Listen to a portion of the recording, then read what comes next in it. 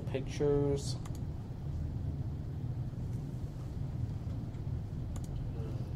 Okay, so this is also a good picture. It shows you the configuration. This one is not a quote-unquote conventional configuration because the power supply unit goes to the bottom instead of the top. The top position is the standard position. It doesn't mean that you have to put it at the top. Yep. There's actually a reason that I have this case. It's because of the airflow design. The fan actually shoots up, and then the top 140 millimeter shoots out too. So like all the air just comes in and out from the two fans in the front. It's a part of the design. Well, this fan blows out. No, it actually goes straight up. It blows straight up. But the power supply, I thought it would exhaust the air, not to intake the air. I don't know, on mine it blows up. Really? All of the power supplies that I have bought, would exhaust the air through the back instead of blowing air into the case. It will blow air out of the case. It's the last stop in terms of air. So in this case, if they have a standard power supply, it will still be blowing the air out through here. And then this is probably one of the 140 millimeter fans, which is hard to replace because not a whole lot of people manufacture those fans. And this one you have to make sure it's blowing the air out, and then the front one, will have to blow the air in. Okay, that's kind of strange. I haven't seen a power supply that blows, maybe it's reversible. Maybe there's a switch somewhere that makes it reversible.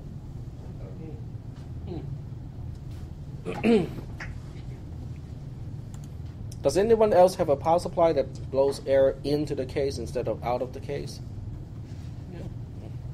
It could be a switch. I can see some manufacturers put a switch in so that you can actually change the configuration. And this is a picture to the front. You can see on the front it has two fans, and I think these should be configured for blowing air into the case. So this way you have one side tone that have air going in, and then the back, and also the top having air flowing out of it, which completes a better path of air movement. The worst you can do, okay, if you look at the case configuration, the worst someone can do is something like this, okay? You can have a case that looks like this, and then you have, okay, we can put a power supply down here, okay? You're using the more not so conventional design. A more traditional power supply would blow air out. Okay, so you have cold air coming in here inside the case, and then the hot air will come out, and hot air rises. The worst thing you can do, or someone can do, is to have an intake fan right here to basically take all the hot air back into the case. Okay, this is short-circuiting the air movement, and this way you have a little circulation here in the back. It's not drawing a whole lot of external air in, and it's also just recycling the hot air. So this will basically get hotter and hotter until it gets to a certain equilibrium. But it won't be good for the components inside the case. So in this case, it would be better off to flip this around and have the air to also go out through this fan here. Then at least most of the air will kind of flow through the entire case and then blow out through the back. Yep. Well, like I've seen some cases that say they're designed for like a water-cooled system. Mm-hmm. Water-cooled systems are cool to look at and also cool to tell other people my system is water-cooled, but it has one problem. What happens when you have a leak? And they happen too. Leaks, all happens eventually. Okay, it's just a matter of when the seals start to harden, and then you will start to have leaks. The other problem with a coolant system is algae and other stuff can also grow inside the tubing. And when you have enough of that stuff growing inside the tubing, then you can have a restricted water flow. And restricted water flow also means you're not cooling the CPU the way it should be. And you can't see it. The problem is you cannot see it. With a normal air-cooled system, you open the case and you see dust, right? When you see enough dust, what do? You clean it. But with a water-cooled system, if you don't see dust, it doesn't mean that it's working 100% because you can have obstructions inside the tubing and therefore restricting the coolant flow.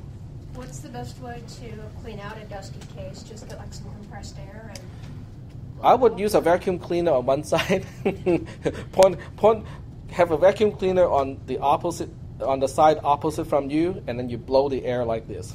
so the dust doesn't come back to your face. But there's no easy way to do it, especially when you have the CPU cooler with all the fins and whatnot. You have to get compressed air to get most of the dust out. Would a leaf blower and a shot vac work?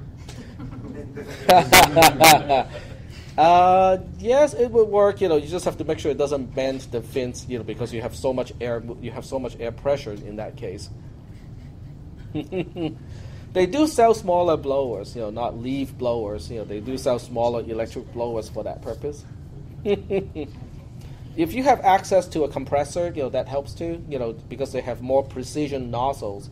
The thing is, you don't want to get it too close because if you have too much airflow, it can literally bend the fins on your CPU cooler, and that would not be good. It can also kill the fans too. I have done it once. Because if you have a lot of air movement, it will push down onto the fan too hard, and then the plastic fans are really easy to break. I have broken up one fan because of that. Yep.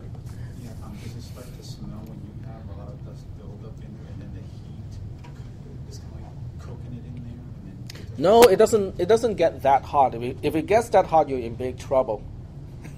If you start to smell the charred smell from the case, you're in big trouble.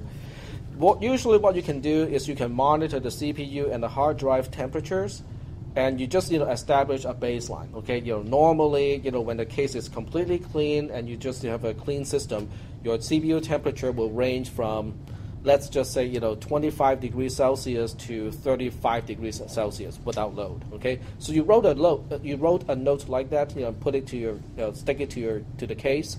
So over time, because of dust settling on the fans, the heat dissipation ability will go down, and then you should see the CPU temperature gradually going up. It won't go up like overnight. It will just go up, very, very gradually. At some point, it will reach like 40 degrees Celsius when it's not under load. Then it's a good time to clean the system because something is making the cooling inefficient, and it's usually just dust. If you have dry dust, it's easy. Just kind of blow the dust out and just use a vacuum cleaner on the side, so you don't have the dust blown all over the place. But usually it's not a big problem. You just need compressed air to clean it out.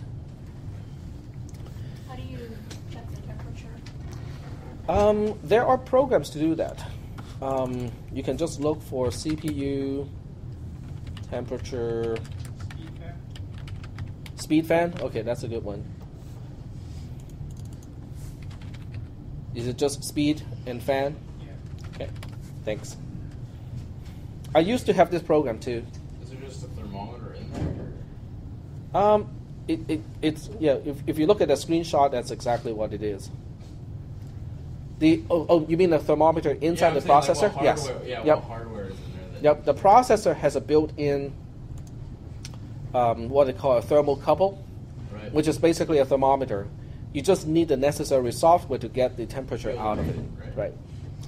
So this is the program. We can look at some screenshots.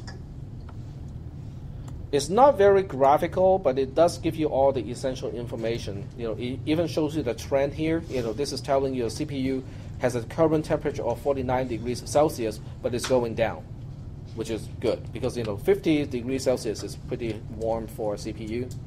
Mine never exceeds 45 degrees. And I have an older quad-core processor, which should run, fairly hot too. But I also have a big heat sink, which helps a lot. So this is a good software. Is it open source or free? It's free. It's free? Okay, thanks. That's a good pointer. So anyone who wants to monitor, not only the CPU temperature, you can see that it also monitors the system temperature, which is usually on the chipset or somewhere on the motherboard is another temperature sensor. And then it also monitors the hard drives. Remember when we talked about hard drives, I talked about SMART, the quote-unquote smart technology.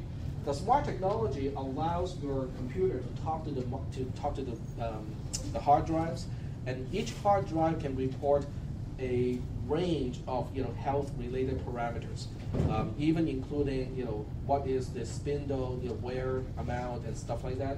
And one of the things it can report is its own temperature. So this gives you a fairly good idea of how heat is distributed inside the case.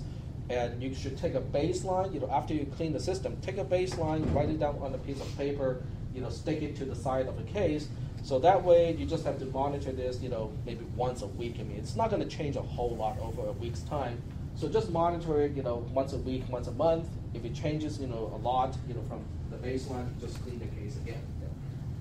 And what would you say if you had cleaned it, but it's for some reason still running hot, the fans were fine? Okay, if the fans are working fine, you clean it. There's not a whole lot of dust, and if it's the CPU that's running hot, sometimes it could mean the thermal paste that you used has dried up or it's not of good quality. So in those cases, you have to take the CPU cooler off, and then you have to clean it up. You have to really clean the surfaces, the surface on the CPU and also the surface on the CPU cooler. They both have to be cleaned, but alcohol works really good. Just go get some 99% alcohol from Fry's. They sell those things in like 1 liter containers. Clean it really good, and then use Arctic Silver 5 or similar products that has the micro silver components. They work really good. I mean, it's not they truly are much better than the white thermal grease. And then you just make sure you spread that thing the thermal grease according to the instructions. Put the whole thing back together, and that should take care of the problem. If it's just the CPU complaining it's running too hot.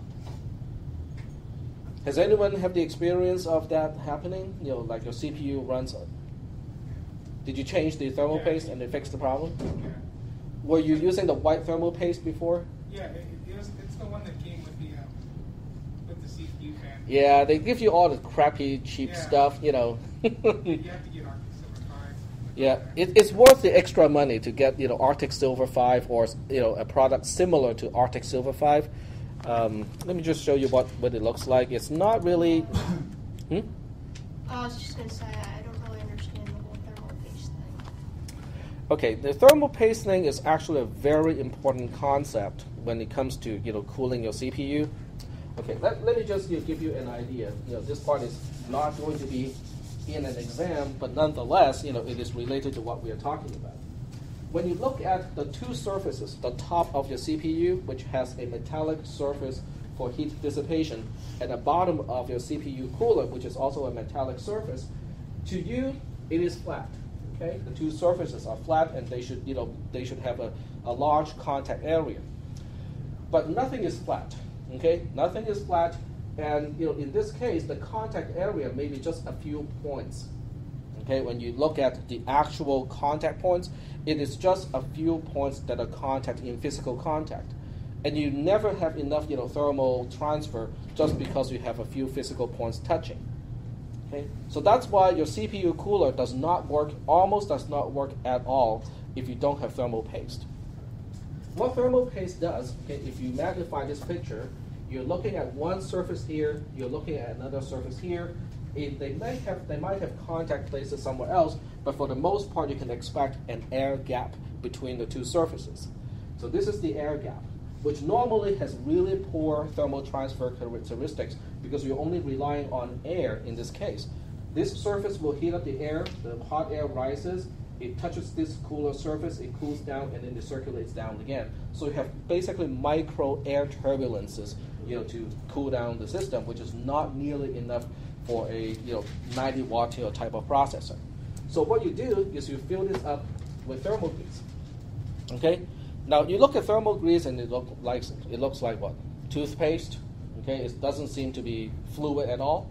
But when it's warmed up, it's not. When it's warmed up, it's actually fluidic.